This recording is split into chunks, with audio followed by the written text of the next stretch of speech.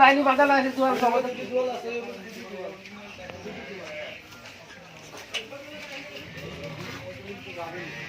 দেখি বহন বাচ্চা না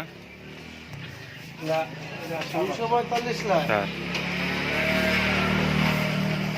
280-90 হলে এখন খারাপ খালি বুঝলে